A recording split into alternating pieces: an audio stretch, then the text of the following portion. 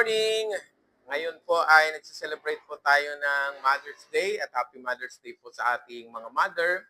At ngayon po tayo ay mag-aaral ng salita ng Panginoon. Pagkikwento po tayo patungkol po sa dalawang ina na kung saan nagkaroon ng conflict doon sa kanilang panganganak. Ano? So, i-relate po natin ang kwento na ito bilang paggunita ng ating pong Mother's Day. So, kung kayo po ay nakakaalam sa kwento po ng aklat ng unang hari, 1 King chapter 3 verse 16 hanggang 27.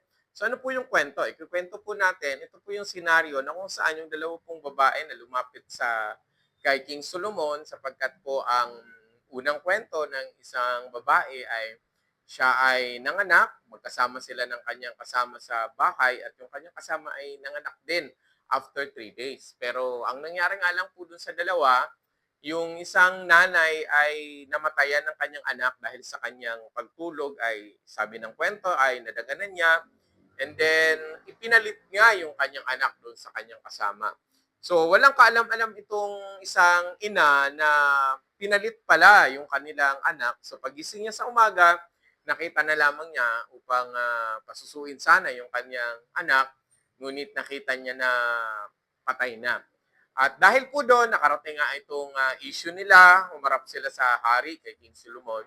At dito, isinalaysay nila kung ano yung nangyari sa kanila. And during that time ay nagdesisyon si King Solomon na ito nga po ay solusyonan sa pamamagitan ng paghati doon sa bata. Kung kayo po ay nakakaalam doon sa kwento, ano? So, nag-decide si Solomon, hatiin yung bata sapagkat yung isang mother ay nagkiklaim na sa kanya at yung isa naman ay nagsasabi na sa kanya din. So, kaya po, ang ginawa po ni King Solomon ay nag-decide siya na hatiin na lang yung batang ito. But again, makikita po natin pagdating po doon sa 26, no, nabagabag ang puso ng tunay na ina ng bata. Napasigaw siya. So sabi niya doon ay huwag na po, kamahalan. Ibigay na lang po ninyo ang bata sa kanya, huwag na lang po ninyong sasaktan. So ayan po yung sinabi niya kay Haring Solomon at sinabi ni Haring Solomon na ibigay sa kanya yung bata sapagkat siya yung tunay na ina. Sapagkat ano po yung sinabi ng isang nanay dito? Sabi niya, sige, hatiin nyo na lang para wala nang makinabang dun sa bata. So, doon napagtanto po ni Haring Solomon na yung totoong concern ng isang magulang para dun sa kanyang anak na handang isakripisyo ang kanyang personal na kagustuhan alang-alang po sa kapakanan ng kanyang anak. So, ang kwento pong ito sa aklat ng unang hari ay talagang nakakaantig ng ating pong puso. Dahil pinakita po dito yung totoong responsibilidad at koneksyon ng isang magulang para po sa kanyang anak. So, magbibigay po ako ng mga tatlong insight para po dito. No? So, una po, makikita po natin ang kadakilaan at ang tunay na pagiging isang ina ay talagang ito ay lifetime commitment kung tawagin. Ano? So, 24/7, kailangang active talaga ang isang ina. Kagaya nga po na nangyari doon sa kwento, nagkaroon ng pagkakataon na mawala ng anak ang isang nanay dahil nga po ay nadaganan niya, nakatulugan niya sa isang iglap, nawalan siya ng anak. At yung isa naman pong mother ay nanakawan ng anak sa isang iglap. Napakahalaga ng lifetime commitment ng isang magulang para sa kaniyang anak. Kaya napakaganda po mga kapatid ng kwento na ito na kailangan po talaga aktibo bilang isang magulang dahil sa isang idlap ay pwede po tayong mawalan. Kaya ganoon na lang po ang pag-comfort, ganoon na lang po yung effort na ginagawa ng mga magulang para sa kanilang anak. Pangalawa po, may tinatawag po tayong lifetime connection. Kaya po yung lifetime connection ng dalawa, kaya kung mapapansin niyo po dun sa kwento, yung pong mother, kahit po pinagpalit ang kaniyang anak, ay naramdaman pa rin po niya na hindi yun yung kanyang anak. Kasi nga connected po yung heart ng magulang sa kanyang anak.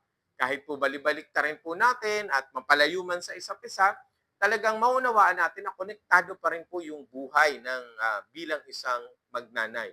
At hindi po natin kayang tumbasan yon sapagkat nararamdaman po ng isang ina kung ano yung pakiramdam ng kanyang anak.